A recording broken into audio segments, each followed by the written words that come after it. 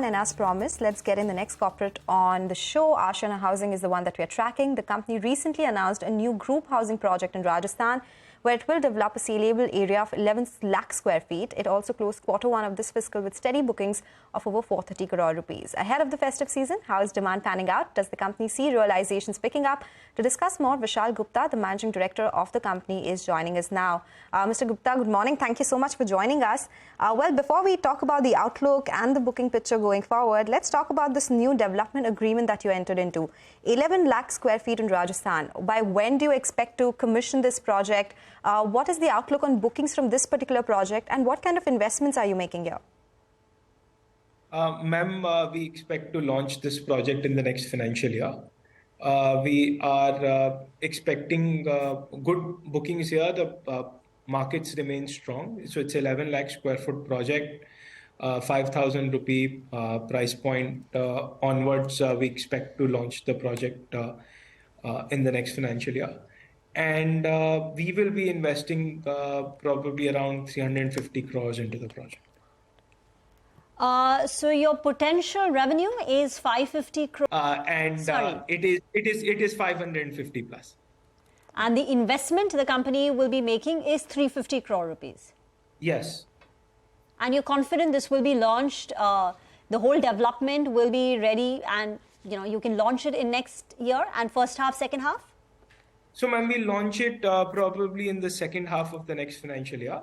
And we will launch the project in phases. So we'll not launch the entire 11 lakh square foot together. We never do that. We take the projects in phases, and depending on how demand is panning out, then launch more and more phases as we go along.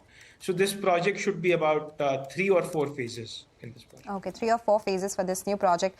This 350 crore rupees, how will you be funding it? What's the balance sheet looking like in terms of cash flows as well and debt? So ma'am, 2 things. So particularly the project should primarily get financed through customer receipts. So we'll sell and use customer receipts to do maximum amount of construction. That's what we typically do. That said, our balance sheet is very clean. We are net debt free. We are sitting on a lot of cash. And we also have a lot of cash flows locked in from already sold units. So we are overall very, very positive on generating cash over the next 2 years. Any other launches that you've planned in the next 18 months, that second half of this year and FY25? Yes, ma'am. So we have 2 projects coming up in Jaipur, also for launch, and 2 more projects in Chennai that are up for launch. We hope to launch all of those 4 projects actually in the last quarter of this year. And it might spill over to the first quarter of the year after, but we seem to be on track for last quarter. And the size of the 2 Jaipur and the 2 Chennai projects, which you're hopeful will launch? Yeah. Ma'am, the Jaipur projects are, one is 6.5 lakh square foot, one is 4 lakh square foot. And in Chennai, one is 13 lakh square foot and one is 5.5 lakh square foot. Okay, all right. So, you spoke about this project seeing realizations of 15,000 rupees per square feet. I was looking at the realization picture as well. It has been consistently increasing. In FY23, it stood at 5,080 rupees per square feet. What is the pricing picture looking like? Are you pricing most of the projects at the 15,000 range? By the end of this year and FY25 as well, what will realizations look like? Ma'am, correct me if I misspoke. We're looking to launch that project about 5,000 rupees a square foot. That's why about 550 crores plus of revenues.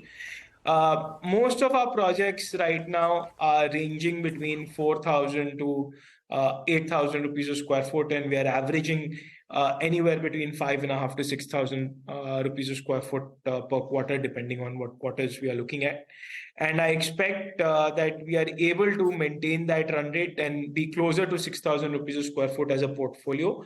We are bullish on price increases right now. Affordability remains good. Bigger flats remain in demand. And I see prices increasing in the future. Okay. So this is about flat prices. Are you seeing an increase in land prices as well? Because that is something that across geographies, a lot of builders are talking about as well. And is there any update on the Kolkata land and Milakpur land, which was stuck under the court order? Any money that is stuck there? Have you provided for that? Okay, so two things. One, land prices have gone up significantly over the last 24 months. I see land prices flattening now more and not keeping their upward trajectory as much as they did. But again, it's difficult to predict the future. Land prices have gone up substantially over the last 24 months, I would say.